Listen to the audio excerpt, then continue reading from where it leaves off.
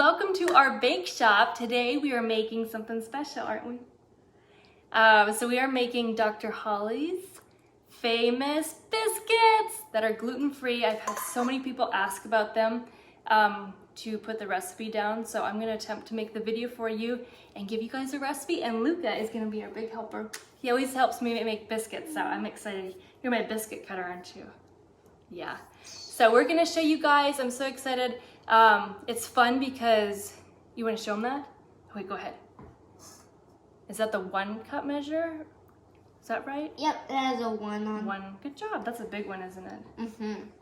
So we've shared these to a lot of our friends, and it's fun because some people who even eat conventional biscuits say that they are better than that. So I hope you guys enjoy, and I hope it's helpful. So we're gonna do 4 cups of flour, and what we do is, so this is a treat. We don't make these really often because we use Bob's Red Mill 1-to-1 gluten-free baking flour. So it still has some starches in. So like I said, we eat this occasionally, and then when we do, we eat digestive enzyme with it because it just helps your body process it. Hold on, sweet pea.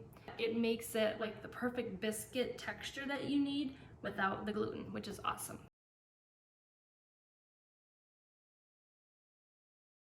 And we're gonna do 2 tablespoons of baking powder. The main thing is you wanna make sure it doesn't have aluminum in. Some of them do, so we get aluminum-free baking powder. So. Okay, we're gonna do a teaspoon of baking soda. There we go. So we have our flour and our rising agent mixture. Do you wanna stir it, sweetie? Mm-hmm. Get all those together. That's what I did. So the 2 most important parts of the butter is the kind, so we get Kerrygold and specifically use the unsalted because I put salt in it to substitute for it. But you want to make sure that you have a grass-fed butter because butter can be really inflammatory if you use just conventional butter, and the taste isn't as good. But we want a grass-fed butter, and you also want it to be extremely cold, so it came right out of the refrigerator. The colder the better, it'll make a better biscuit. I think a couple times I've been using frozen butter. It's really hard to cut, but it makes the best texture. So really cold butter. So it's gonna be 3 sticks of butter. So that means a whole package and then a half a package.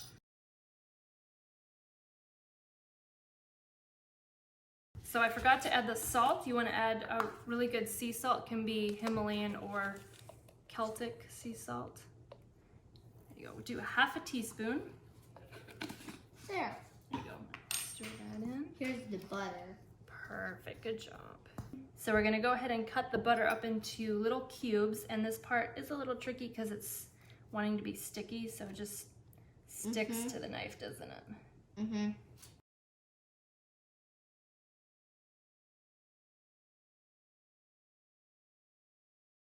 Okay, so we got all those little cubes. They're sticking together, that's okay. So I hope these turn out really well because we have people waiting on them.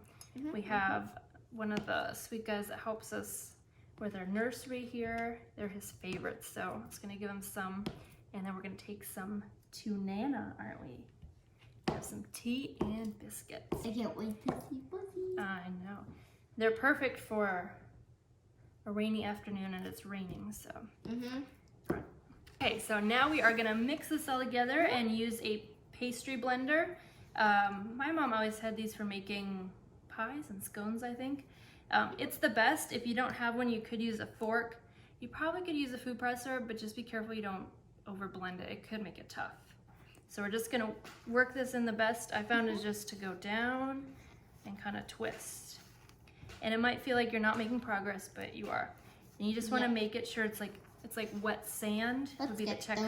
Should we get those big boulders?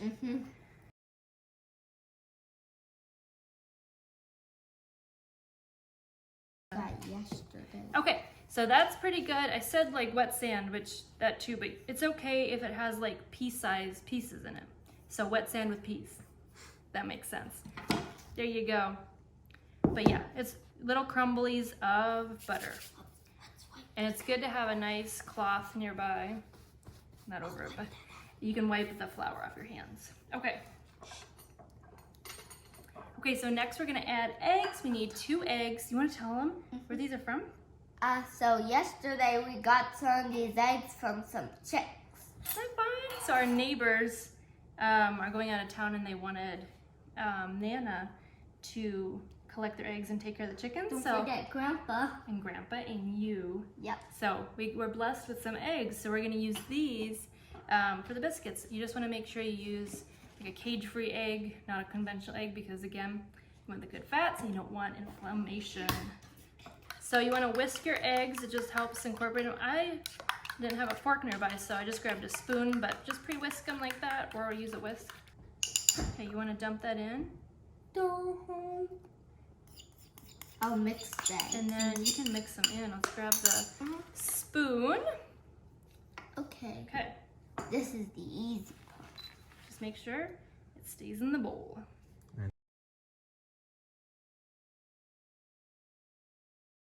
So next we're gonna do the second most important part. So these are actually buttermilk biscuits.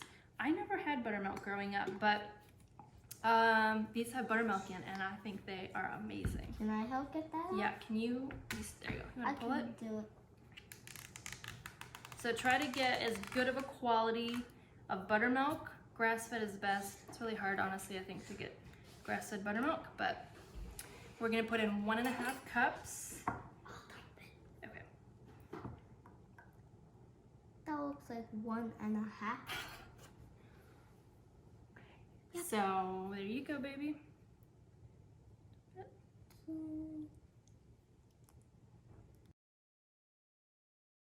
Okay, so I say 1.5 cups, but I usually put a lot more in because you want to check on the consistency of the dough, and I'll show you what that looks like. Good job. There. Okay. We can mix. So the main thing is you want the buttermilk to make the dough sticky. And if it's too dry, just keep adding buttermilk, like a tablespoon or 2 at a time, splash at a time, that's what I do, until like you put your fingers on it, it's all sticky. We're gonna stick it either in the fridge for about 30 minutes, but I like to speed it up and I just stick it in the freezer for about 10-15 minutes, and that way you just want it to chill and harden a little bit so you can work with it. So let me get that in the freezer. Okay, so while that's in the freezer chilling, we're gonna go ahead and make the egg wash just to get ahead of stuff. And the egg wash is gonna be 1 egg, and you can beat that up with 1 tablespoon of the buttermilk. And the purpose of this is to make it delicious and crunchy and golden brown on the outside. And we'll show you that, but you just put it on the top. You don't want to put it on the sides, otherwise it won't rise properly, but you just brush it on top.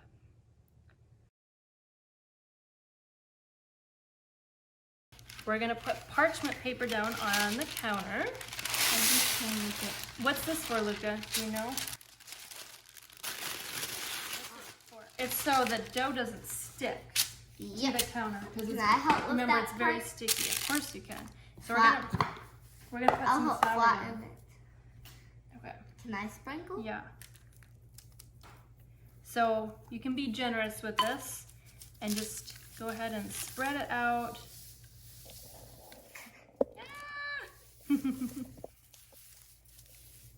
What do you think? Is that good? Sure. Plenty. Like to put a little on the side for the top. What's in my hands, Papa?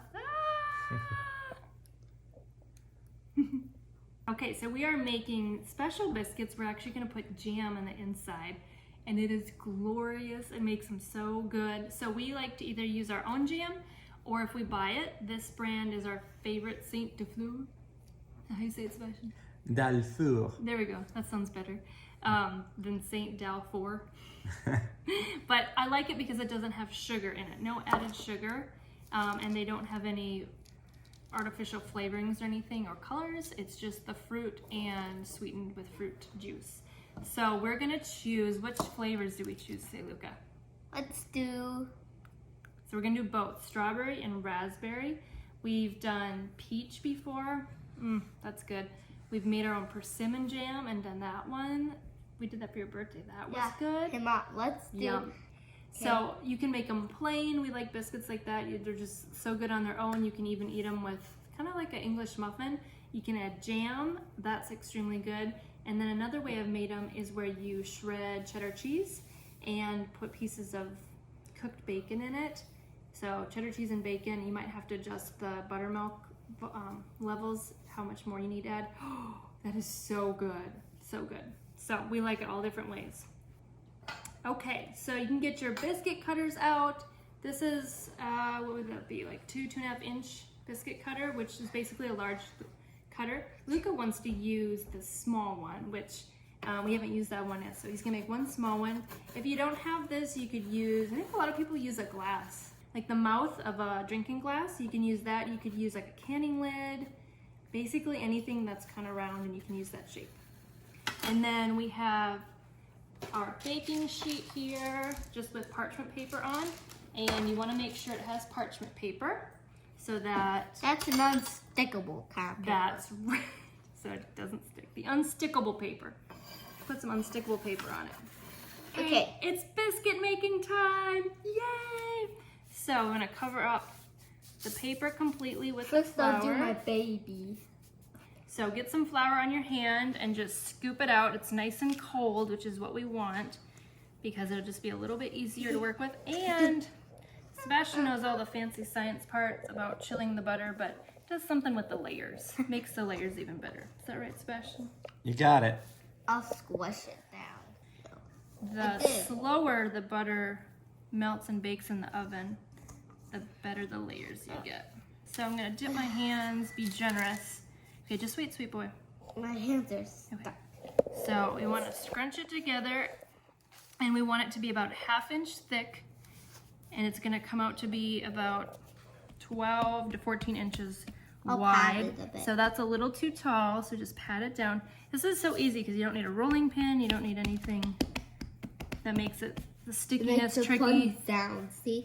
I think Luke and I made too big of biscuits last time. You remember that? They got stuck to the oven rack. Oh my gosh, we'd have Sebastian help us get them out of the oven. Oh yeah, and how I remember, that was That was hilarious. That was a snow day. that was the day I was watching Eleanor over there. Oh yeah? Remember? So I'm just taking some flour and I'm the camera kind of- was there. just taking some flour and I'm covering the top of it so that when we cut them, it's not too sticky. So that's good, sweetheart. That looks great to me. Okay. So Luca is my biscuit cutter. I'll do it. And the main thing is you want to put the biscuits so they're touching each other. And he dips it in the flour to help it out a little bit. Okay, And then let's he hands them cut. over to me. And then you give him a little twist sometimes. It helps to pull it out.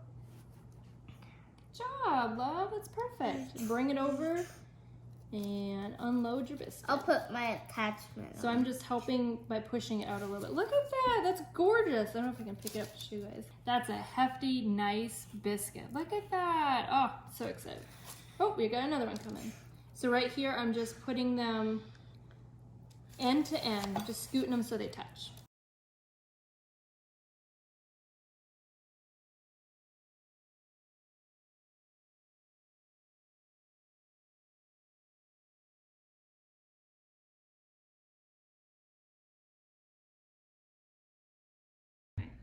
So now is the part where we do surgery. So we're gonna, like I said, fill some of these with jam. So before we do the egg wash, we're just gonna pick a few and make like a little well in the inside, and I just separate it with 2 little spoons, and it works really, really well. First, So just push it apart. 1 second, Luca. So you're just gonna push it apart, and we like lots of jam, so like that.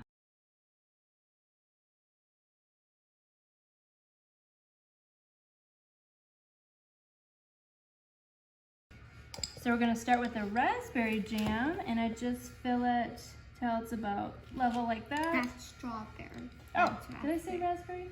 Good Yeah. thing you're on board. Look, We this got- is raspberry. Sorry, people. So we got strawberry jam. She made a mistake. This is raspberry Woo! over here. That was close. And when she's using That was strawberry. close. Okay, so now we're gonna do the egg wash. You wanna dip the brush for me? So I'm just using like a pastry brush for this, and since it does have quite a bit of flour on, I just pat the top. Try not Don't to. go over the jam part. Yeah, I was gonna say don't do it on the jam because people don't like egg on jam. So.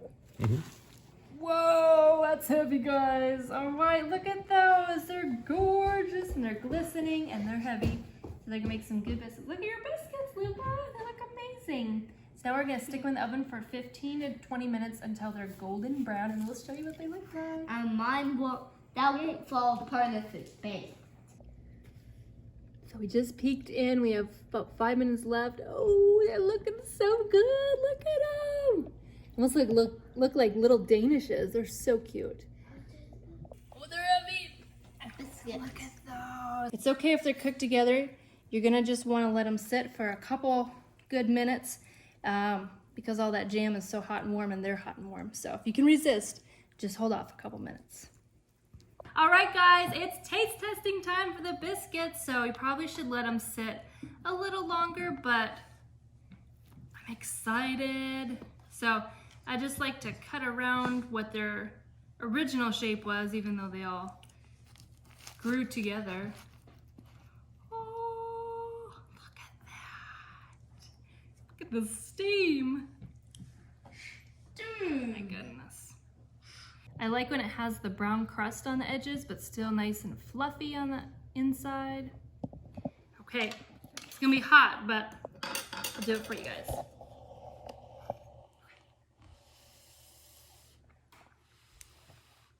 Okay, ready?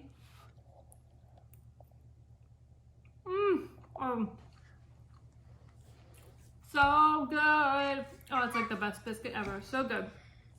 So I can tell I added a little more buttermilk because they're a little more moist inside. If I wouldn't add it, it'd probably be a little drier. So I think it's just indifferent. So incredible. I love that it has like that true biscuit flavor, like Bisquick, but like better, like homemade. It has the layers, it has the softness. Let's even get some jam without burning my mouth. But yeah, I like when it's crunchy on the outside and it's just soft and pillowy on the inside. And it just has such a good, like, buttery, rich flavor. Sorry. It's getting hot in here with the oven and the hot biscuits.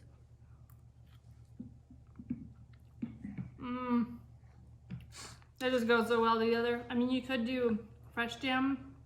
I have homemade whipped cream. I'm gonna put on a few of them too. I want some on mine. You want some with yours, but with the jam, it just completes it. Wow, I hope you guys enjoyed this. I hope it's helpful.